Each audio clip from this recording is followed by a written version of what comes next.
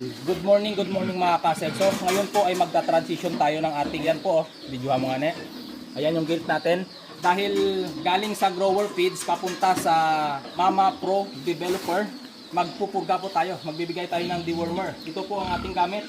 Walang iba. Pepe dewormer. Gawa po ito ng Pharmavet under po ng Battlecat Livestock Products. Ngayon, dahil nagkakatimbang ito ng nasa 100 kilos pataas na, bibigyan po natin ng 3 kutsarita. Ngayon po, magbibigay tayo ng kanyang pagkain gamit ang developer ng Pigrolac.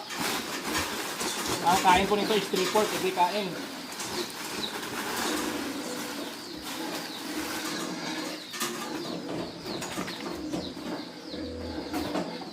Ayan, 3/4 na po. Lalagyan natin ng pepe dewormer. Tapos i-mix lang po natin.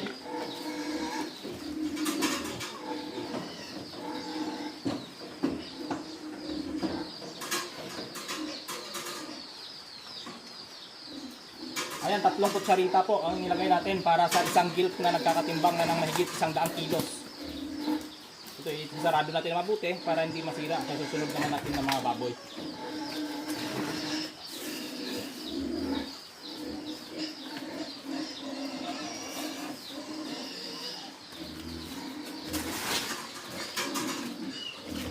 Ito siyempre sausaw natin pa natin sa foot bath na mayroon pong Microban GT. Ayan, ito po, i-mix na natin ng mabuti itong pepe dewormer at ipakain po natin sa ating gilt. Ayan, nagtampo na. Kanina humingi ng pagkain, ngayon natulog na. Tik, nagtampo na. Bangon na. Bangon. Bangon na.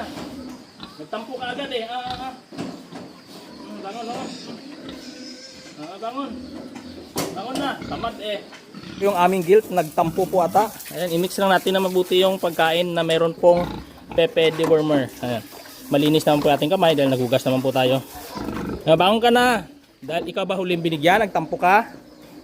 Ayan na po, kumakain na yung ating gilt. Ayan po, may dewormer po yan para malinis ang kanyang mga intestine kung may mga parasites man po. Dahil nagpalit po tayo ng feeds na ipapakain sa kanya. Ayan lang yung disadvantage pala ng gilt nito dahil hindi pa po nasanay kumain sa ganitong feeder. So nagsasayang, pero winawalis ko na lang po yan papunta doon sa kanya, kinakain din naman niya. Ayan, medyo bata pa po kasi ito, 5 months old pa lang po. Ayan. Sa magtatanong kung ano po yung gamit namin na pampurga, pepe dewormer po. Ayan mga ka-asenso, natapos nang kumain yung ating gilt na 5 months old na baboy. Ito po ay nasa higit 100 kilos na po ito. Kaya 15 grams ng pepe dewormer with ivermectin yung ating binigay. Ayan po yung kanyang kalat, nakain na rin niya at yung may konting tira.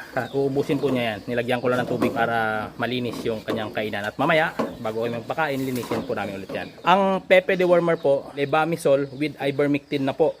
Kaya pang internal at pang external parasites na po ang napupuksa nito. Ayan po ang aming gamit. Ito po, pepe dewormer.